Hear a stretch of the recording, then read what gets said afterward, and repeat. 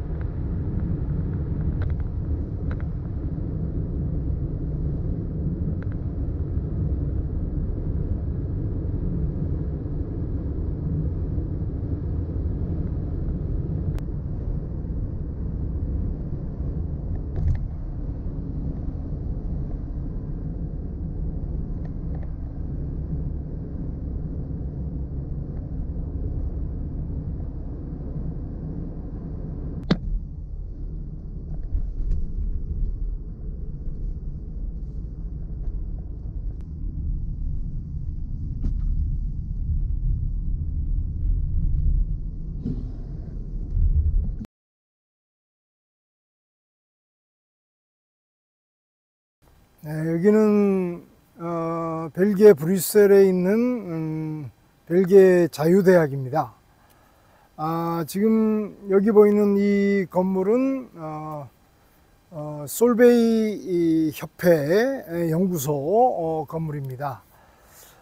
벨기에 자유대학으로 이 솔베이를 찾아온 이유는 알베르트 아인슈타인이 1911년 개최된 이 벨기에 출신의 에른스트 솔베이라고 하는 사업가가 과학학회에 자금을 대면서 세계 유명한 과학자들을 이 브뤼셀로 불러 모았습니다. 그래서 학회를 열기 시작했는데 이때 청년 아인슈타인이 여기에 초청되어서 오게 됩니다.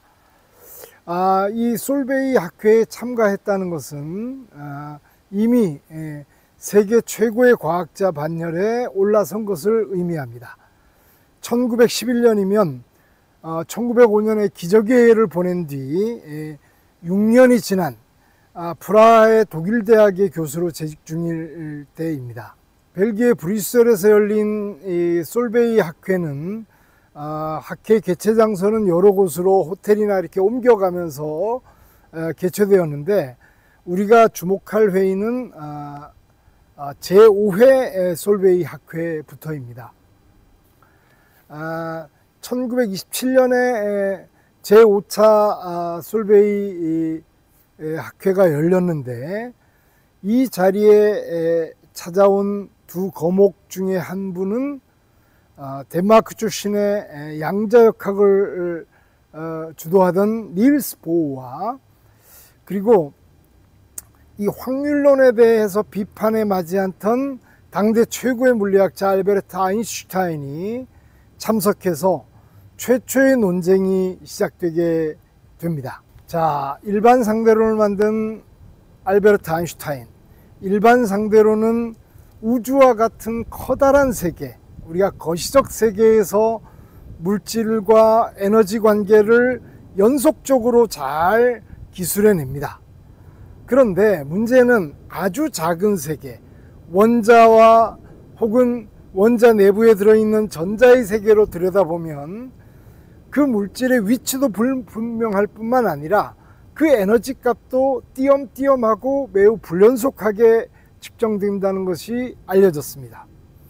다시 말해서 이 세상의 에너지 값을 연속적으로 보는 상대론을 주장한 알베르트 아인슈타인과 미지적 세계에서 불확실하게 움직이고 매우 에너지가 불연속적이라고 주장하는 닐스 보어가 처음으로 만나 논쟁이 시작된 것이 제5차 솔베이 회의였습니다. 아인슈타인은 유명한 말을 합니다. 신은 주사위 놀이를 하지 않는다. 닐스 보어가 맞받아치죠. 신이 무엇을 하는지 자네가 어떻게 아는가? 여기서 촉발된 이 양자론과 상대론의 대립은 이후 3년 뒤에 1930년 제7회 솔베이 회의에서 더 드라마틱하게 전개됩니다. 아인슈타인이 하나의 사고 실험 주제를 제시합니다. 자, 상자에 빛이 가두어져 있다고 생각하자. 빛은 광자라는 알갱이 틀림없으니 그 가득 들어있는 광자들이 가득 들어있는 상태에서 상자의 무게를 측정하자. 그런 다음에 아주 작은 구멍을 순간적으로 뚫어서 단 하나의 광재만 그 상자를 새어나오게 만들자. 그런 다음에 다시 마개를 닫고 무게를 측정하자. 이렇게 하면 우리가 아주 미시적 세계의 대표적인 입자인 빛입자, 즉 광량자의 에너지뿐만 아니라 그것이 상자를 튀어나오는 데 걸리는 시간도 정확하게 측정할 수 있기 때문에 당신이 이야기하는 대로 아주 작은 세계에서 두 양을 정확하게 측정하는 것이 불가능하다고 하는 양자역학은 틀렸다. 이렇게 보어에게 이야기를 건넵니다. 닐스 보어는 이 이야기를 듣고 선뜻 대답을 못하고 자기가 묵는 숙소에 들어와서 아주 불안한 하룻밤을 보내게 됩니다. 일단 아인슈타인의 사고 실험에 의하면 모두 정확하게 측정할 수 있으니까 결국에 양자역학의 논리가 깨지는 것이죠. 이튿날 보어는 다시 아인슈타인을 만나게 됩니다. 그러면 당신이 이야기한 그 사고 실험 주제에서 상자를 통해 광자가 하나 빠져나오는 순간에 중력 변화가 생길 것이고 그 중력의 변화는 시간을 변하게 만들기 때문에 당신이 측정했다고 하는 시간 자체가 불확실해지는 거 아니냐.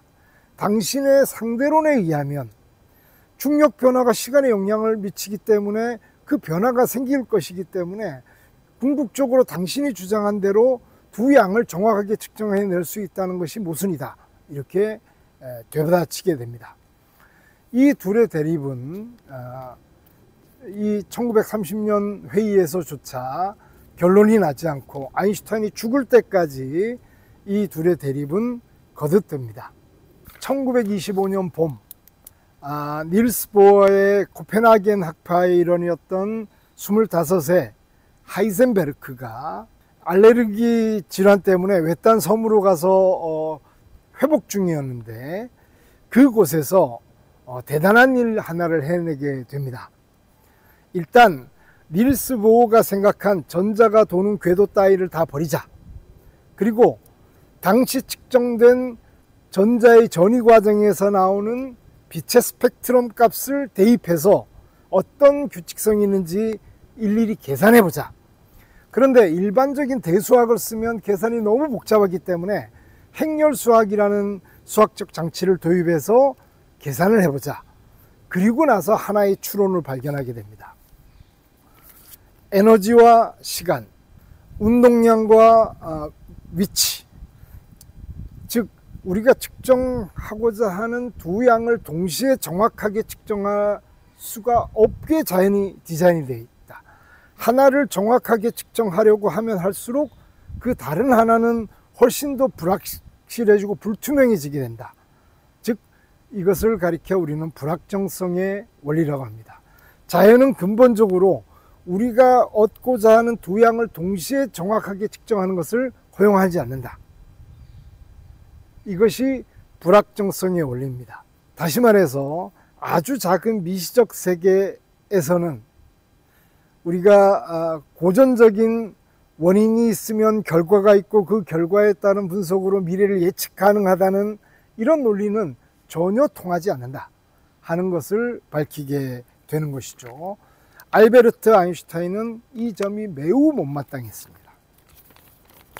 그럼에도 불구하고 미시적 세계에서 유사한 행동이 나오는 것은 사실이었기 때문에 아인슈타인은 이 자신의 이 모순적인 상대론과 그리고 양자 세계에서 벌어지고 있는 이상한 현상들을 묶어서 통일하는 통일장 이론을 연구하게 됩니다. 불확정성의 원리가 나온 4년 뒤 1929년에 알베르트 아인슈타인은 하나의 방정식을 갖고 나타납니다. 내가 통일장 이론을 완성했다. 따라서 이것으로 모든 자연을 설명할 수 있을 것이다. 아인슈타인이 내놓은 당시의 통일장 이론은 아주 간단한 작은 물리적 현상도 전혀 설명해내지 못하게 됩니다. 아인슈타인은 좌절하죠. 그러나 젊을 때의 아인슈타인이 아니었습니다. 아인슈타인의 생각과 사고는 늙고 점점 경직되어 갔습니다. 1925년 당시 38살의 에르빈 슈레딩거라고 하는 오스트리아 물리학자가 고전적인 방식의 파동 방정식을 이용해서 하이젠베르크의 불확정성 원리로 계산한 것과 똑같은 해를 만들어내게 됩니다. 여기에 아인슈타인은 고무되게 됩니다. 자, 고전적인 방법으로 보아서 연속적인 에너지 값으로 보아도 우리가 미시적인 세계에서 일어나는 특별한 현상들을 설명해 낼 수 있지 않겠는가 라고 한 줄기 희망을 본 것 같았습니다. 1년 뒤 막스 보른이라는 물리학자가 에르빈 슈레딩거의 파동 방정식으로 산출한 해가 결국에 불확실성을 따르는, 즉 확률 관계를 의미하는 것임을 밝히게 됩니다. 즉 전자가 어디에 있는가? 그러면 저 위치에 있을 확률이 몇 %다 라고 밖에 말할 수 없게 된다는 것이죠. 불확실하다는 것입니다. 아인슈타인은 평생을 양자역학을 받아들이지 못하게 됩니다. 이 뒤편에 보이는 것은 벨기에 자유대학의 물리학과 건물 앞에 와 있습니다. 결국에 알베르트 아인슈타인은 과학에 대해서 어떤 생각을 가지고 있었는가? 아인슈타인이 생각하는 과학은 존재하는 사물을 정확하고 섬세하게 기술할 수 있어야 하고, 원인이 있으면 결과가 있고 이 결과를 바탕으로 미래를 예측할 수 있다는 논리적 개연성을 가지고 있어야 된다고 생각했습니다. 그런데 실제 미시적 세계에서는 이런 일들이 전혀 들어맞지 않는 불쾌한 일들이 계속 발생되는 겁니다. 전자나 빛과 같은 아주 작은 물질의 상태는 이런 고전적인 인과관계, 원인-결과 관계로는 도저히 설명할 수 없으며 그리고 직접 관측하는 것조차 불가능하다는 것을 여러 가지 실험과 논리로 입증해내게 됩니다. 아인슈타인은 심리적으로 괴로워하게 되죠. 본인이 신념과 실제 드러난 명백한 결과 사이에는 너무나 큰 갭이 있었던 것이 됩니다. 우리가 EPR이라고 하는 이 아인슈타인 상대론 측의 주장과 코펜하겐 학파라고 불리우는 닐스 보어와 하이젠베르크 쪽의 주장은 솔베이 회의뿐만 아니라 이후로도 오랫동안 계속되게 되고요.